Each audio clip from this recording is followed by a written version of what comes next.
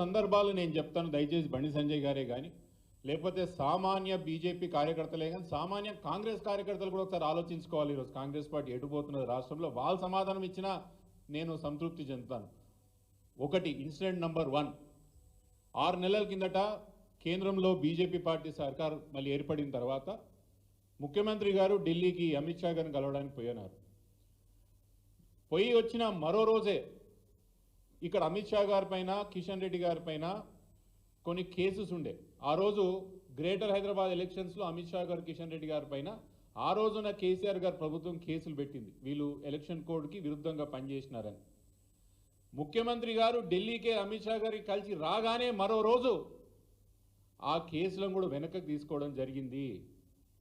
భారతదేశ చరిత్రలో ఒక కాంగ్రెస్ ముఖ్యమంత్రి, బీజేపీ పార్టీకి సంబంధించిన హోమ్ మినిస్టర్కి, ఇక్కడ స్థానికంగా ఉన్న మినిస్టర్ యొక్క కేసులు విత్డ్రా చేసుకోవడం అంటే భారతదేశ చరిత్రలో ఇదే మొదటిసారి అవుతుంది. ఇది ఎందుకు చేయాల్సి వచ్చిందనే ఒక సమాధానం బండి సంజయ్ గారు నాకు చెప్పాలి. ఉదాహరణ, రెండో ఇన్సిడెంట్, ఎన్ఫోర్స్మెంట్ డైరెక్టరేట్ ఇక్కడ మన రాష్ట్రంలో పొంగులేటి శ్రీనివాసరెడ్డి గారి ఇంటి మీద 2 రోజులు రేడ్ చేయడం జరిగింది. ఎప్పుడైనా ఎక్కడైనా కూడా క్రైమ్ జరిగినా లేకపోతే ఇట్లాంటి రేడ్ జరిగినా కూడా మన లోకల్ పోలీస్ స్టేషన్లో జరిగితే ఎఫ్ఐఆర్ అనేది ఒకటి రిజిస్టర్ చేస్తాం, ఫస్ట్ ఇన్ఫర్మేషన్ రిపోర్ట్ అంటాం దాన్ని. అట్లనే ఎన్ఫోర్స్మెంట్ డైరెక్టరేట్ ఎప్పుడు రేడ్ చేసినా, ఎవరి మీద అయినా మనం వాళ్ళు దాడిలోకి పోయినా కూడా ఈసీఐఆర్ అని ఫైల్ చేస్తారు. అది ఎన్ఫోర్స్మెంట్ కేస్ ఇన్ఫర్మేషన్ రిపోర్ట్ అంటాం దాన్ని, సేమ్ ఎఫ్ఐఆర్ లాగా ఈసీఐఆర్. నాకు తెలిసి భారతదేశ చరిత్రలో ఇది మొదటిసారి అయింటది. ఈడీ రేడ్ చేసి ఇప్పటి వరకు ఈసీఐఆర్ రిపోర్ట్ కూడా వాళ్ళ వెబ్సైట్లో కానీ ఎక్కడ కూడా లేకపోవడం ఇది మొదటిసారి అయ్యింటది. ఇది ఎందుకు, ఇది ఎవరికి ఫేవర్ చేయడానికి అని కూడా మాకు సంజాయిషి చేయాల్సిన అవసరం ఉంది బండి సంజయ్ గారు. మూడో ఇన్సిడెంట్, మొత్తం గత 5 సంవత్సరాల్లో అదానీని అకారణంగా పెంచి పోషించిండ్రని, అదానీ యొక్క గ్రోత్లో ప్రధాని హస్తం ఉన్నదని రాహుల్ గాంధీ గారు గత 5 సంవత్సరాల నుంచి మాట్లాడుకుంటూ వచ్చిండ్రు కదా.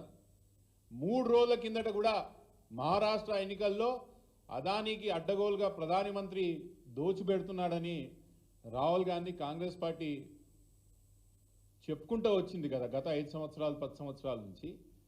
ఎవరు చెప్పిండ్రని అదానీకి అవుట్ ఆఫ్ ద వే పోయి తెలంగాణ రాష్ట్రంలో రెడ్ కార్పెట్ వేస్తున్నారు బండి సంజయ్ గారు. వీటికి మీరు జవాబు ఇవ్వండి. ఈ 3 ఇన్సిడెంట్స్ ఏవైతే జరిగినాయో ఇవి ఎందుకు జరిగినాయి, ఎవరు చెప్పినందుకు జరిగినాయి, దీనికి కారణాలు ఏంది మీరు చెప్తే ఇదే తెలంగాణ భవన్ నుంచి మీకు కాంగ్రెస్ పార్టీకి, ఇక్కడ ఉన్న రాష్ట్రంలో బీజేపీకి కాంగ్రెస్కి ఎటువంటి సంబంధం లేదు అని నేనే ప్రెస్ మీట్ పెట్టి మరీ చెప్తా. మొదటి ఉదాహరణ, కాంగ్రెస్ పార్టీ ముఖ్యమంత్రి ఎట్లా అమిత్ షా మీద కేసు విత్డ్రా చేసుకుంటాడు. రెండో ఉదాహరణ, ఈడీ ఏ విధంగా అయితే పొంగులేటి శ్రీనివాసరెడ్డి గారి ఇంటి మీద రేడ్ చేసిన తర్వాత కూడా ఈ రోజు కూడా ఈసీఐఆర్ బయటికి రాకపోవడం. మూడోది, అదానికి ఎందుకు మీరు అడ్డగోలుగా ఫేవర్ చేస్తున్నారు, ఎవరు చెప్తే ఫేవర్ చేస్తున్నారు. ఈ 3 కారణాలు చాలావా అంటున్నా. మీకు ఇక్కడున్న ముఖ్యమంత్రి గారికి, రేవంత్ రెడ్డి గారికి బీజేపీ పార్టీ చెప్పు చేతుల్లో ఈ ముఖ్యమంత్రి గారు నడుస్తున్నారని చెప్పడానికి 3 సందర్భాలు, ఈ 3 ఇన్సిడెంట్స్ సరిపోవా నేను అడుగుతున్నా. ముఖ్యంగా ఇంకో విషయం, బీఆర్ఎస్ పార్టీ అంట విధ్వంసకరమైన పార్టీ అంట, దాన్ని బ్యాన్ చేయాలంట. లగచర్ల జరిగిన ఇన్సిడెంట్లో కొడంగల్లో బండి సంజయ్ గారు నిర్ధారించేసారు, ఆయనే జడ్జ్ అయిపోయారు. నిర్ధారిస్తూ ఏం చెప్తాడు, ఇది చేపించింది బీఆర్ఎస్ పార్టీయే, దీని వెనకాల ఉన్నది ముమ్మాటికి నరేందర్ రెడ్డి గారే, దాని వెనకాల ఉన్నది కేటీఆర్ఏ, కేటీఆర్ అరెస్ట్ చేయకపోతే కాంగ్రెస్ పార్టీ మరియు బీఆర్ఎస్ పార్టీ ఒకటే, మీరు కేటీఆర్ని అరెస్ట్ చేస్తలేరు కాబట్టే కాంగ్రెస్ పార్టీతో బీఆర్ఎస్ పార్టీకి పొత్తున్నదేమో అనే విధంగా బండి సంజయ్ గారు మాట్లాడుకుంటూ వచ్చిండ్రే. చాలా విచిత్రమైన పరిస్థితి తెలంగాణలో. ఒక వ్యక్తిని అరెస్ట్ చేయడం ఒక గవర్నమెంట్ పాలసీగా మారిందంటే తెలంగాణ రాష్ట్రంలో ముఖ్యంగా ఇరు పార్టీకి సంబంధించిన నాయకులు ఉన్నారు. దాంట్లో బీజేపీకి సంబంధించిన కేంద్ర సహాయ మంత్రి బండి సంజయ్ గారు కేటీఆర్ని అరెస్ట్ చేయమనడం, ముఖ్యమంత్రి గారు ప్రతి 2-3 రోజులకు ఒకసారి కేటీఆర్ అరెస్ట్ ఎలా చేద్దాం, ఎట్లా చేద్దామని ఆలోచన చేయడం, రాష్ట్రంలో ఉన్న పెద్ద నాయకులు, కేంద్ర మంత్రి, ఒక ముఖ్యమంత్రి ఇద్దరు కూడా రాష్ట్రానికి ఎట్లా మంచి చేయాలన్న ఆలోచన పక్కన పెట్టి కేటీఆర్ని ఎట్లా అరెస్ట్ చేయాలా అని పెట్టుకున్నారంటే ఎంత నాన్ సీరియస్గా వీళ్ళు వాళ్ళ బాధ్యతలు నిర్వహిస్తున్నారనే విషయం తెలంగాణ రాష్ట్ర ప్రజలు అర్థం చేసుకోవాలా. బండి సంజయ్ గారు నిజంగా మీరు అనుకుంటున్నారు కదా దాంట్లో బీఆర్ఎస్ పార్టీ పాత్ర ఉన్నది, నరేందర్ రెడ్డి గారి పాత్ర ఉన్నది, దాని వెనకాల కేటీఆర్ గారి పాత్ర ఉందని మీరు అంటున్నారు కదా.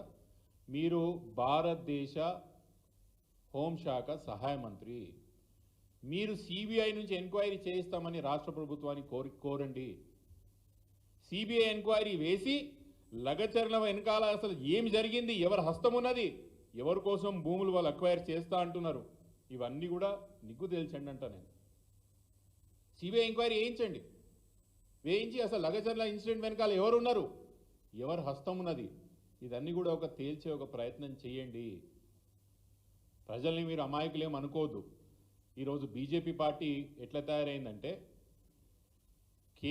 బీజేపీ పార్టీలో కేసీఆర్ గారి అనుకూల వర్గం కేసీఆర్ గారి ఒక వ్యతిరేక వర్గంగా చీలిపోయింది. రేవంత్ రెడ్డి గారి కోసం పనిచేస్తున్న వర్గం అందులో స్పష్టంగా బీజేపీ పార్టీలో కనిపిస్తున్నది. హైడ్రా విషయంలో కాంగ్రెస్ పార్టీ ఎంపీలు ఎమ్మెల్యేలు కన్నా బీజేపీ పార్టీకి సంబంధించిన లెక్క సమర్థిస్తారు. మూసీ విషయంలో ఇప్పుడిప్పుడు ఏదో బయటకు వచ్చేది చెప్తున్నారు కానీ మొదల్లో మూసీ కూడా అట్లనే సమర్థించే ప్రయత్నం చేసిండ్రు. అసలు లగచర్ల ఇన్సిడెంట్లో ఏం జరిగిందో తెలీదు. మా ప్రాంత ఎంపీ గారేమో ఇది బీఆర్ఎస్ వాళ్ళే చేసిండ్రని చెప్పి ఆయన ట్వీట్లో పెట్టడం, బీఆర్ఎస్ నాయకులను అరెస్ట్ చేయాలని చెప్పి చెప్పడం, కాంగ్రెస్ వాళ్ళకన్నా ముందే బీజేపీ వాళ్ళు వాదన ఎత్తుకొని, ఇది స్పష్టంగా ప్రజలకు అర్థమవుతున్నది. బీజేపీలో ఉన్న నాయకత్వం అంతా కూడా ఈరోజు ఫర్ రేవంత్, ఫర్ కేసీఆర్ అనే ఒక రెండే రెండు విధానంలో